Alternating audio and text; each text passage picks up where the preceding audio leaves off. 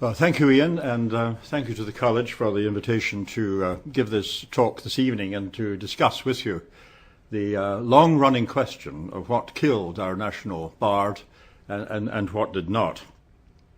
Just by way of complimenting what Ian Milne has just said, Princess Anne and I are just good friends. Rory Bremner is a Scotsman whom I value highly, and William Hague is another man that I value highly because he's a good speaker. And since my retirement from my academic life in medicine 3 years ago, I've found myself involved with coaching individuals in our public life. Not Hague, who writes his own speeches, but some of our politicians, for example, who have not been properly trained, as we were, very lucky to be in academic medicine, and how to give a talk, how to give a lecture, and how to deal with questions. So let me just recap for you this subject tonight. Some of the images you're going to see in the course of this come from the great archive, the Scran Archive, which is held by the Royal Commission of Ancient Historical Monuments of Scotland here in Edinburgh. It is a marvellous archive, 400,000 images of this country's history, her geography, geology, the lives of our ordinary people, and in Burns's case, one of our extraordinary people, are held here in Edinburgh and are available for teachers in primary, secondary, tertiary education, scholars, with one proviso. And can the lights be dimmed again, please? With one proviso, the copyright of these images has been released by their owners to the Royal Commission on one condition, and that the occasion is educational. So, and this is the logo of the Royal Commission, which has to be shown. A marvellous logo, is it not? Depicting this lion sedent, my heraldic friends tell me. Not a lion couchant or rampant, a lion sedent, and exhibiting ferocity. Although that is what it's supposed to be. I always think that this lion is exhibiting shock. And given that this is a male lion, you can see why. The story of the poet's disease or diseases, or his health and his premature death, has been a vexed one down the years. Even some of his greatest supporters and admirers have contributed to statements and writings which have tended to deflect us from what probably was actually the case. For example, in his journal, Walter Scott, at Abbotsford in 1826, just before the time of the crash, wrote very movingly, "Peace to thy soul and long life to thy fame, Rob Burns. When I needed a phrase in any of my works for something which I felt strongly, I found that phrase in Shakespeare or in thee." But he did support his son-in-law here. This is John Gibson Lockhart, whose biography of Burns in 1838 perpetuated the story which had begun just after the poet's death, that the cause of death was chronic and irreparable alcoholism, and that the poet had probably died of the physical consequences of alcohol. This is John Gibson Lockhart on the right, married to Sophia Scott, the beloved elder daughter of Sir Walter and Charlotte Scott. And the poet's life was a short one. This is Boff's famous painting of 1870, depicting the cottage at Alloway, where our poet was born on a wild winter's night in January 1759, to William Burns, a small farmer, and his wife Agnes, a farmer's daughter from Maybole, which is about 5 miles down the road as you're looking at it here. My own family home being just 3 miles the other way, on the junction of Prestwick and Ayr. So I remember this well from childhood. And the poet was born here and died 37 years later of untreated what? Rheumatic fever, brucellosis. We shall have a look at the evidence for both of them. He died here. This is an old engraving of Burns's house in the town of Dumfries, now known as Burns House, and the street is known as Burns Street. And this is his final home, and was his final home for 3 years, from 1793 until his death. And in this house, his widow, Jean Armour, lived on for 38 years. She never remarried, her widowhood lasting 1 year longer than the poet's life itself. And 4 days after his death, to the accompaniment of a military band and the accompaniment of between 10 and 15,000, we understand, citizens from all over southern Scotland, the poet was buried. And from the medical point of view, in that intervening 4 days, there was no post-mortem. Any speculation or any assertion of what killed our poet has to be speculative and based on secondary evidence, because there was no post-mortem, and we do not and will not have a tissue diagnosis. Yes, oh yes, and one other point about the funeral. As I say, the only image that we have of it, this is the mid-steeple in Dumfries here, and here's the cortege carried by his comrades in the battalion, the Dumfries Volunteers. Little realised, even in Scotland, that Burns died a serving soldier. He was a member of the Royal Dumfries Volunteers, what would be a home guard regiment raised in the 1790s all over the country for the home defence, the regular army being deployed in our post-revolutionary wars with France. And they advanced down the street to his burying in St Michael's kirkyard. His wife was not there. She was in labour. In the very day that the poet was being carried to his interment in St Michael's kirkyard, Jean Armour was giving birth to the last of their 9 children. The boy was called Maxwell, after the physician who had looked after Burns in his terminal illness, and he was being born literally as his father was being born to his rest. Up country in Dumfriesshire, a man lived who was an artist, and the last image we have of the poet before his death was from John Reid here. And this is Burns as he was last seen, or last represented in any art form. This is between 10 and 11 months before his death. Now, you cannot make a diagnosis from a painting. You cannot induce anything of any clinical value from this. All I would say to you is that it doesn't look like a man about to die. It doesn't look like a man who is almost terminally ill. And yet the illness which was to slay him was beginning to affect him at this time in 1795. Burns himself wrote to a friend that this was a very good image and regards me particularly as I am in life, making no comment in that letter about any illness. You can actually see the colours of his waistcoat here. This is interesting too. The poet was a radical. The poet cannot be placed into any contemporary political compartment. You can't call him a conservative or a Lib Dem or a socialist. He was a radical of the time. He was a Foxite Whig and very much opposed to the Tory government of the day, and he wore his colours on his chest. And these are the buff and the blue of the colours of the Whig Party. The buff and the blue colours themselves deriving from the uniform of General George Washington in the Revolutionary War, strongly supported by the poet. And the problem with the diagnosis began almost immediately. Here is the evening paper as it was in the late 18th century. And it was in this paper, the Edinburgh Evening Courant, which evolved through many evolutions into our present evening paper, that the obituary appeared. And that started the hair running, because that obituary, unsigned by a brave man who knew that Burns's pen had fallen silent, this brave man pointed out that the poet had died effectively of alcoholic poisoning. Useless to his friend and his family was the phrase. And that stuck. That really did stick, because there were, for many reasons, as we'll see later, but it was then perceived here in Edinburgh and then throughout Scotland that the poet had died of his addiction to alcohol. And this was then reinforced 4 years later with the first biography. And this is one of our colleagues. This is the first biographer of Burns, whose 4-volume biography appeared in 1800, 4 years after the poet's death. This is James Currie, MD, FRS, who was engaged by the Burns family.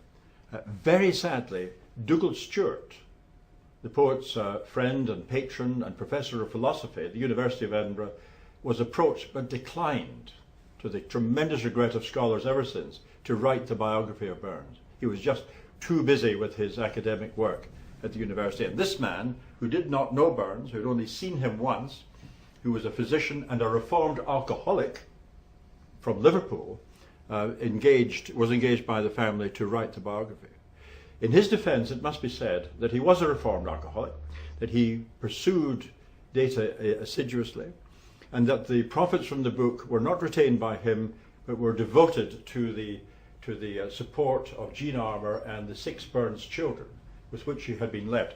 No child, by the way, over the age of 10 in the family after the poet's death. Currie's book was published, as I say, in 1800. The works of Robert Burns, with an account of his life, criticism of his writings, and unsaid criticism of the poet himself. Because throughout the book there is this undertow of accusation that it was alcoholism that was his undoing and ultimately his fate.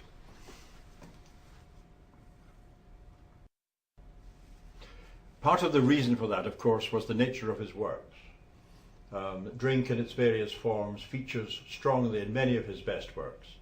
The Jolly Beggars here, for example, from his early days in the village of Mauchline in Ayrshire, describes these roundy gangrel bodies, as he describes them, holding their splore in Pussy Nancy's tavern, fueled by alcohol. And of course the great narrative poem Tam O'Shanter has a rather tipsy farmer leaving the market in Ayr and heading home to the southern part of Ayrshire over the Doon River, interrupting the witches, of course, at their Sabbath and being pursued. Drink appears again and again in the poet's work. But does that mean that it was a problem for the poet himself?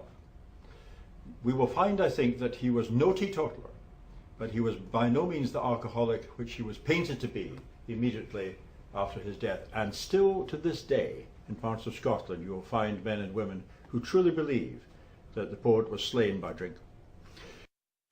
Those of you who know the south of Scotland will recognise this aerial shot of the Crichton. This is the Crichton campus, as it is now, of the University of Glasgow. And it was the birthplace of this man. And this is a man whom we should all admire in the sense that, not just for his tremendous whisker, but also for his medical science.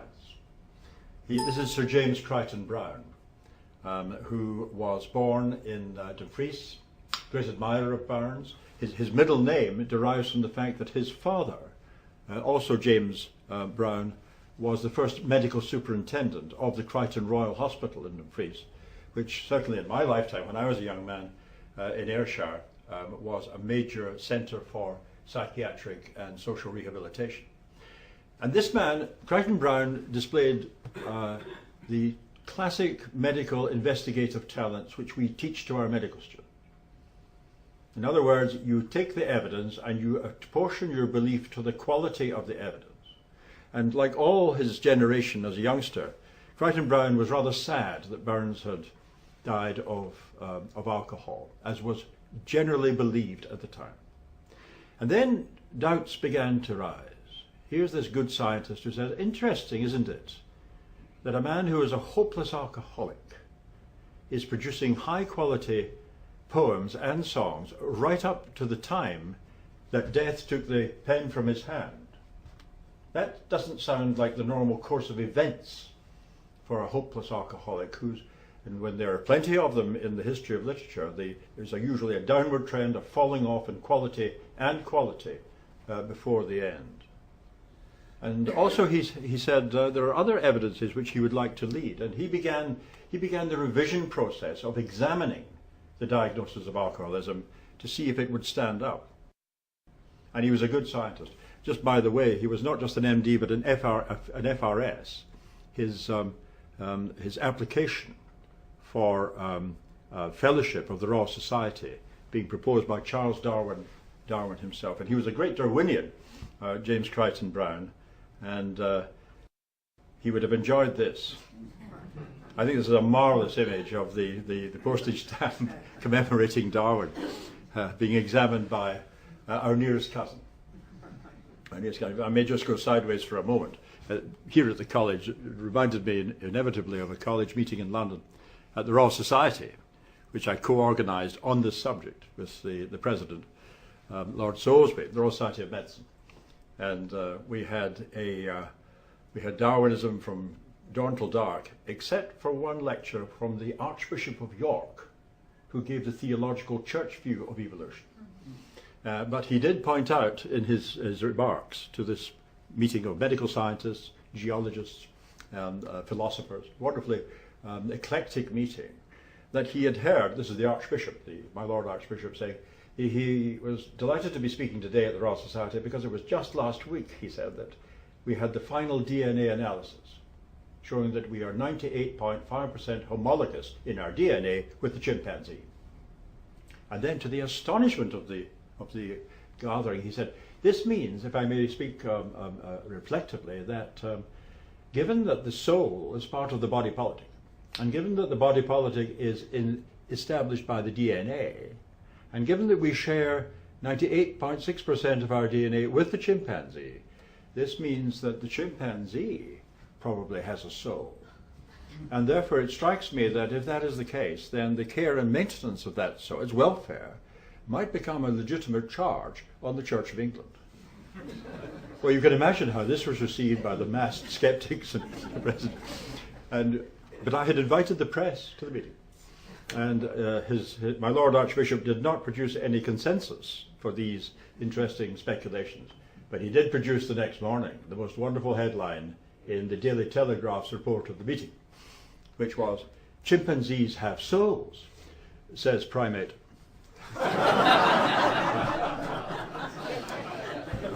Anyway, here's another Darwinian, this is the James Crichton-Browne, who asked the first clinical question: why was it if Burns died of alcoholic poisoning and chronic alcoholism and presumably of liver failure, why was he not jaundiced?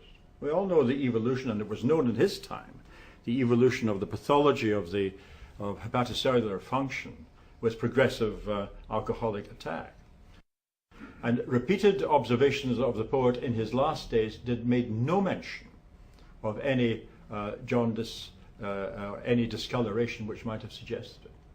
And again, this was beginning to reinforce Crichton-Browne's suspicion that the diagnosis might have to be modified. And this is Burns's nurse in his last illness, and she was the lady consulted by Crichton-Browne meticulously as to her observations of him, his symptoms and signs, as much as this intelligent, untrained lady could report. She was actually the recipient of his last great song. "Wert thou in the cauld blast, and yonder lee, my playdate of the angry airt I'd shelter thee," almost within 4 or 5 days of his death.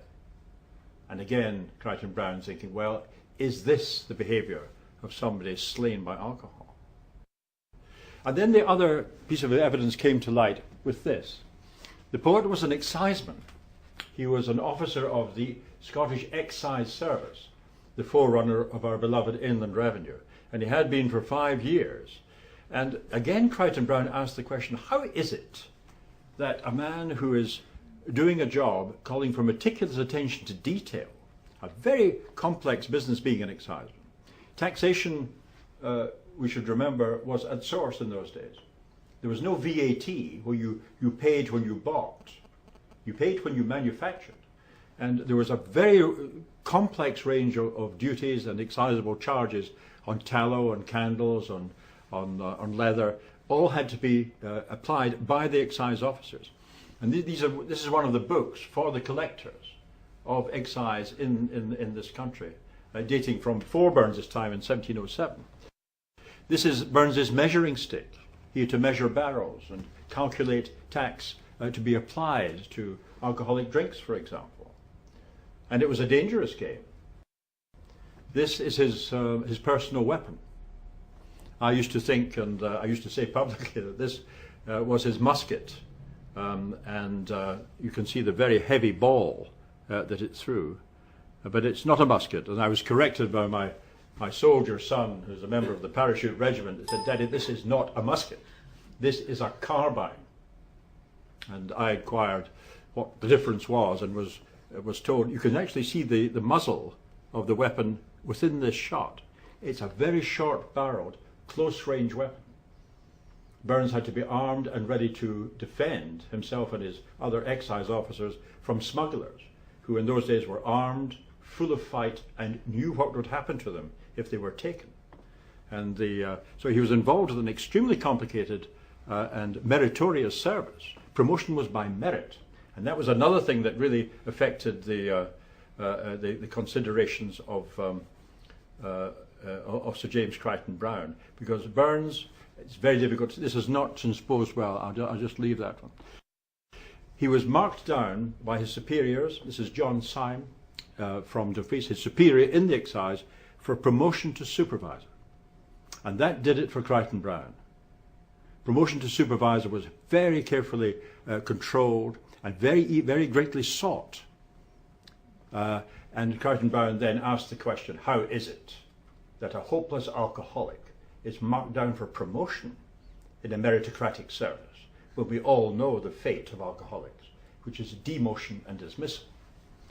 And with that, he went public and said, no, the poet was no teetotaler, but it was not, whatever it was not alcohol that killed him. And indeed, John Syme here, the supervisor for Dumfriesshire of the Excise, wrote a formal report which was then discovered, saying that Burns was an assiduous and a careful, meticulous officer, highly regarded by his colleagues and by his superiors. Hardly the report of an alcoholic.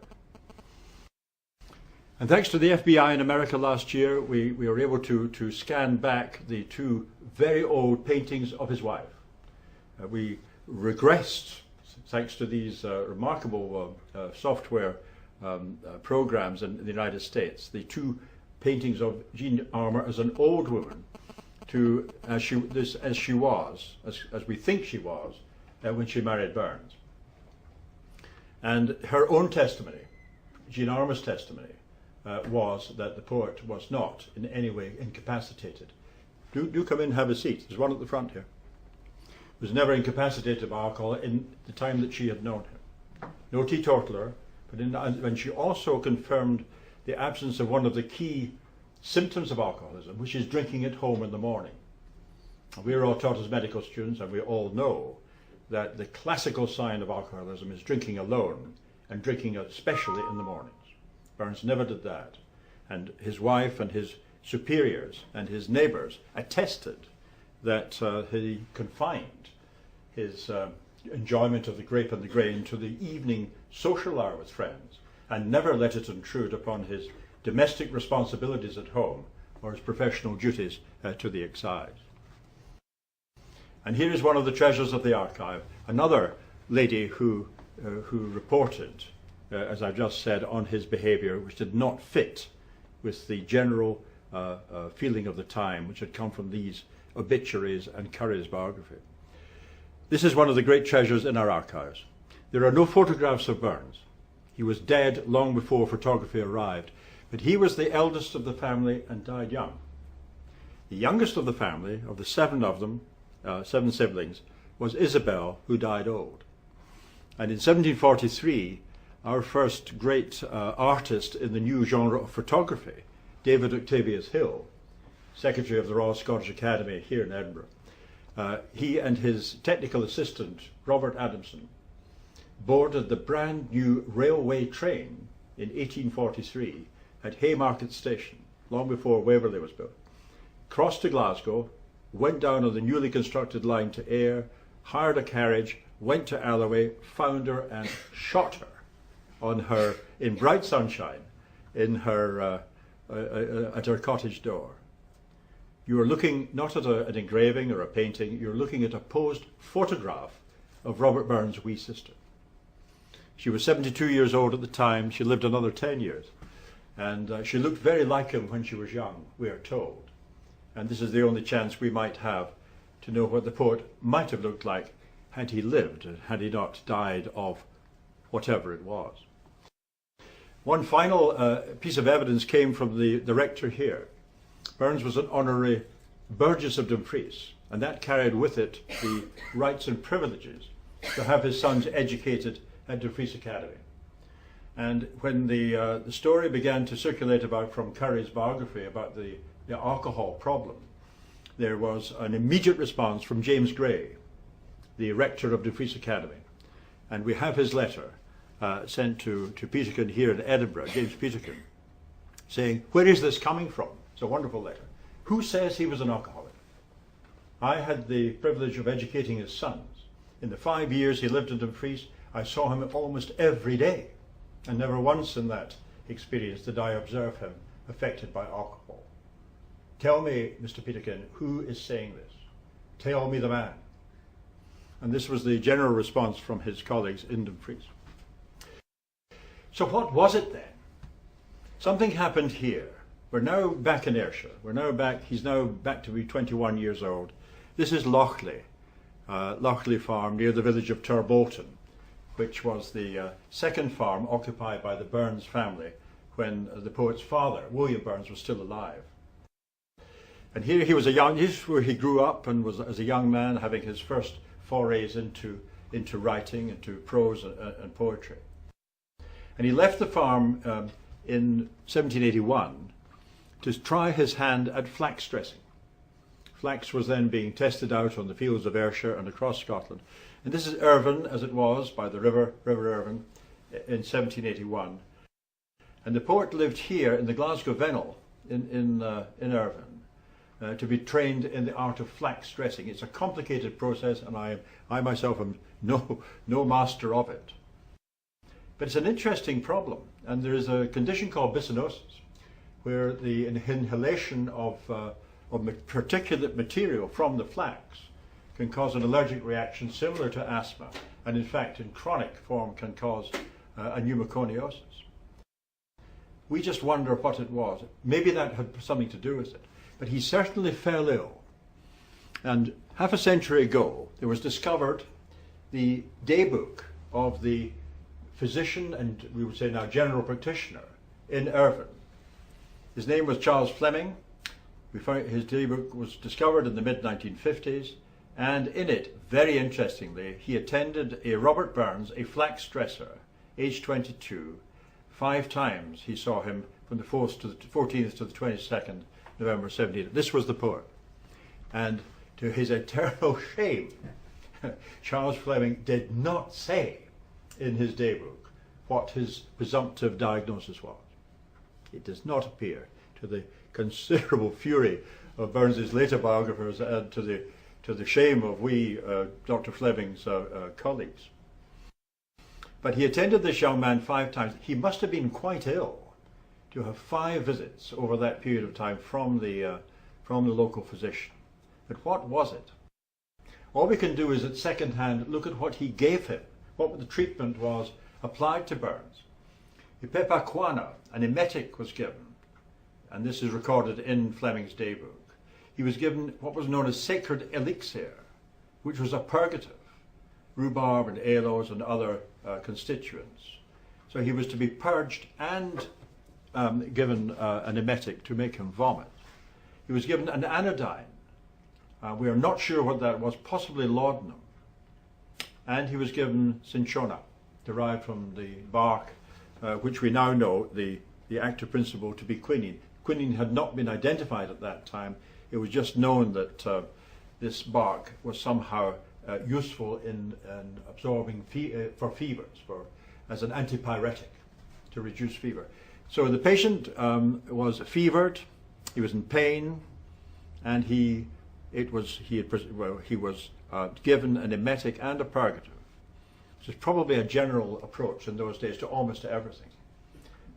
Purgation was thought to be a major therapeutic approach. The aforesaid, as I mentioned earlier, the letter of Burns was to the fellow of this college, to James Gregory, who invented the dreaded Gregory's mixture, which contained rhubarb, aloes and various other things. Had an internal effect about 7 in the Richter scale. And incidentally, he died a very rich man, did James Gregory, for his purgative, which was given to generations of helpless Scottish school children for everything, from headache to athlete's foot. Gregory's mixture was prescribed, and he died a very wealthy man. He also received our sort of grumbling admiration. He had invented a cure for which there was no disease. But here's what happened to Burns. This was what was prescribed for him. I can just remember from my earliest days in studying materia medica as an undergraduate at Glasgow University, very strongly used. Sacred elixir turned out to be also a strong purgative, and here is the constituent of it, and the instructions for preparing it from the Edinburgh Pharmacopoeia of 1770, and therefore probably in use in Burns's time. And of course the cinchona bark from the tree, producing quinine, which was given to him. So that's what was given to him. That was what we can only surmise from that, what might have been going through Dr. Fleming's mind, and we can come back to that in discussion afterwards. The ruling diagnosis at the moment, or the one which is held centre stage, is this: rheumatic fever. For the non-medical members of the audience, this is a streptococcal disease beginning with an acute pyrexia, sore throat, but having major complications elsewhere.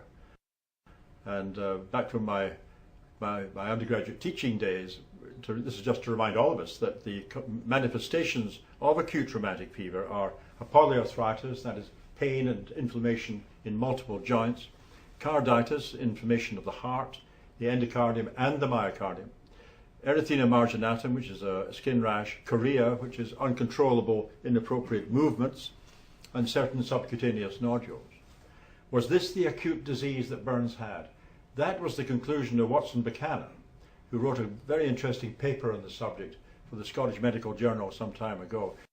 And here's the erythema marginatum in a young patient suffering from acute rheumatic. This is what it might have looked like had this affected Burns.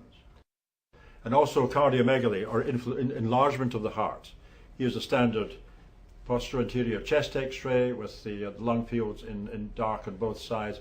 And here is an enlarged heart. Normally the heart shadow will be approximately 50% of the width of the thoracic cavity. You can see immediately that this heart is occupying more than 50% of the total width. And this patient is suffering from cardiomegaly, which just means enlargement of the heart consequent to rheumatic fever. I have no idea why this slide is here, except it must have become inserted eccentrically. The two dogs, this is actually from Burns's his first book of poems, the Kilmarnock edition. The first poem in the book is The Two Dogs. The Newfoundland hound here, the Laird's dog, having a wonderful discussion with the farmer's collie, shown here on the right. Oh yes, I know, it might have some relevance. You can get brucellosis from a dog. There's a Brucella canis. And that's to lead into the fact that there's another possibility raised by some of our colleagues over the years, and that it might not have been rheumatic fever and the consequences of rheumatic fever, which we'll come to later, but it might have been this. It might have been the fact that he was a farmer. He might have picked up an infection which is not unique to, but common among agricultural workers. Burns, of course, working in the fields with animals alongside him, in very close proximity to animals, ploughing up the mouse here in this bas relief. The famous mouse that he ploughed up in the fields of Mossgiel Farm, his last farm in Ayrshire, when he disturbed her nest, the mouse scuttled away, and the poet then reflects on the relationship of the vanity of human wishes. But Mussy dúir nor lane, and thinking forsecht may be vain, the best laid schemes o' mice and men gang after glide, and leave us naught but grief and pain for promised joy. But farm animals carry a certain bacterium, and this is it. This is Brucella. Various sorts of Brucella. The main one is Brucella melitensis from goats and sheep. There is a Brucella abortus, which is obtained from cattle. Brucella melitensis here, because it was first described in the island of Malta. Brucella canis, as I mentioned, from dogs, and Brucella suis from swine. Each of these organisms can infect workers working with these animals, and the symptoms are very similar to those of which Burns complains, as he describes in his letters and in descriptions about him. Incubation period is quite variable, from 5 days to 3 months. Patient complains of malaise, lethargy, headache, muscle pain, myalgia, especially backache, fever and chills. And Burns repeatedly complains of episodes of this set of symptoms throughout his life. In the later stages, we get weight loss, which he certainly suffered, abdominal pains, headache, backache as before, weakness, irritability, insomnia. Again, some of these would fit with the complaints which he describes in his letters. And the very late stage, interestingly, you can get abscesses in the liver or in the spleen, and their inflammation and involvement also of the heart, the central nervous system, and the skeleton. And this is interesting here. I had forgotten from my undergraduate days that brucellosis can cause endocarditis, which is an inflammation of the inner lining of the heart. And that was a very important one to discuss, which we'll come to a little later.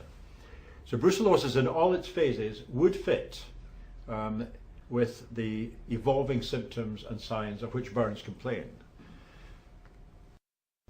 We can test for it now easily. Our laboratory technicians can pick it up very quickly. We can culture it and we can treat it. But not then. But the heart may have been at the heart of the matter. It may well be that the problem was, in fact, rheumatic fever.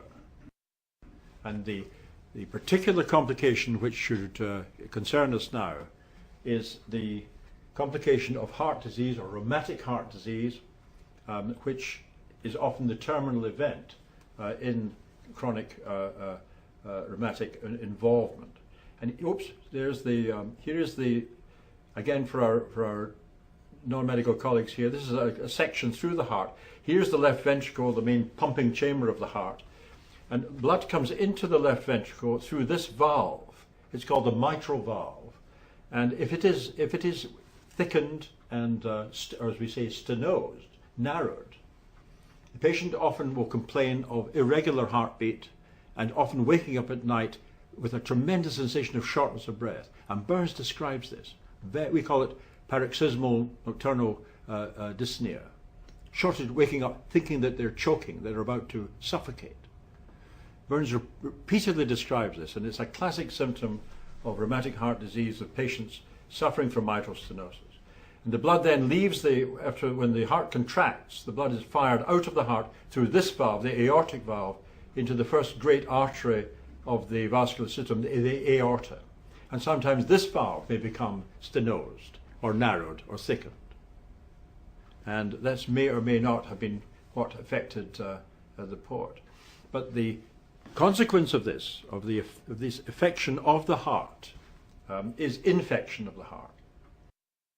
And what often happens is that an infection somewhere else in the body releases into the bloodstream bacteria. A classical one is apical root abscess, dental abscess here. And in his last year of life, the poet complained bitterly and wrote a poem about the toothache, addressed to the toothache. Apical root abscess in the absence of dentists was a nightmare for the patient in former times, as this engraving illustrates.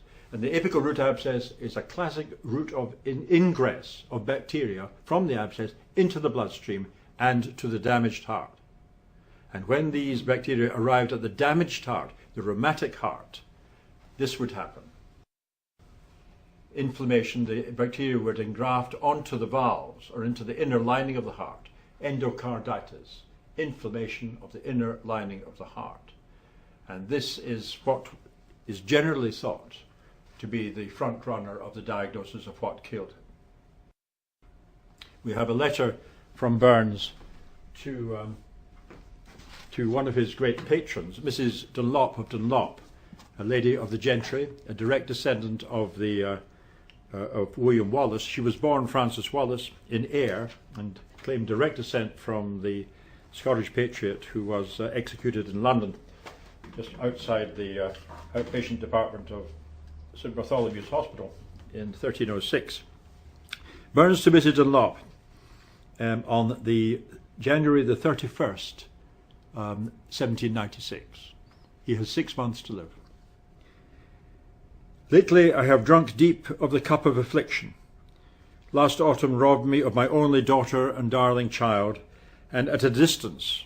He was in Dumfries, the child was at Mauchline with his in-laws. The autumn robbed me of my darling child so rapidly as to put it out of my power to do my last duties to her. I had scarcely begun to recover from that shock when I became myself the victim of a most severe rheumatic fever. This is the very words that the poet uses. And long the die spun doubtful, the die is the dice, spun doubtful, until after many weeks of a sick bed, it seems to have turned up. That is, turned up for life rather than the alternative. And I am beginning to crawl across my room, and once indeed now have been before my door in the street. Very severe illness afflicted him, and that has been conjectured to be one of the first attacks of endocarditis. Subacute, that is not terminal, and coming on slowly rather than immediately. And they sent him here. He was sent for treatment for whatever it was. Here. You're looking south across the Solway. Here is the Dumfriesshire shore here. Here's the Solway at low tide, and in the distance the mountains of Cumbria over the border in England. And his physician sent him here because the treatment for his paroxysmal attacks and his fever and all his symptoms was to go up to his neck in the freezing waters of the Solway 3 times a day and to drink the appallingly tasting waters of a chalybeate stream and spring at a place called the Brow Well, which is just south of Dumfries, near Annan on the Solway bank. And loyally obeying his doctor's instructions, Burns waded out into the Solway 3 times a day to immerse himself in cold water and also to drink the waters of the spring. He didn't consult his 2 medical friends, very sadly. In retrospect, he should have got himself to Edinburgh, hopefully at least to get a diagnosis or to see the best medical opinion of the day. This is Lang Sandy Wood, who a fellow of the Royal College of Surgeons, our sister college across the town, who was a friend of Burns and a patron of Burns. Very, very tall, very fine surgeon. He looked after Burns when he dislocated his knee in a carriage accident when he lived in Edinburgh. And this man, who was the recipient of the letter which I mentioned earlier, which we published this very week, James Gregory, a member of a very famous family of academic Gregorys, professor of medicine here, president of this college, and friend and patron of the poet. The poet's copy of the great orations of Cicero, which he so admired, was given to him as a present by James Gregory. But neither he nor Alexander Wood knew of the poet's illness. He was only consulted by a local physician and GP, and died here in his bedroom at the house in Dumfries on the 21st of July 1796. And this is the only image which the nation has of the procession entering the kirkyard of St Michael in Dumfries, where he lies to this day. He used the cradle in which Maxwell Burns was placed just after his father's interment. And in a touch of irony, in a sense, it was to be 80 years from Burns's death in 1796 before another boy would be born in Ayrshire, another farmer's son who would make a mark in the world. And this, of course, is Alexander Fleming, who was to discover the penicillin with which today we would treat endocarditis. And the poet lies here in a mausoleum erected in the kirkyard of St Michael, his wife beside him and his children. And there's the key. This is the key to the mausoleum itself. But what is the key to the diagnosis? We're not sure. We will never be entirely sure. But I think it's most important to try and remove the canard and the hair that was started running all those years ago. And I would challenge any man alive today to come to this podium and advocate that drink played a part in it. I think he had a systemic disease. I think he had an infection. He might just have had a cancer. The symptoms and signs would be consistent with a very rapidly evolving malignancy. But again, without a tissue diagnosis, we cannot know. But he lives on. And my friend Sheena Wellington here, those of you who heard it, I'm sure will not forget it, sang his great anthem for the common man.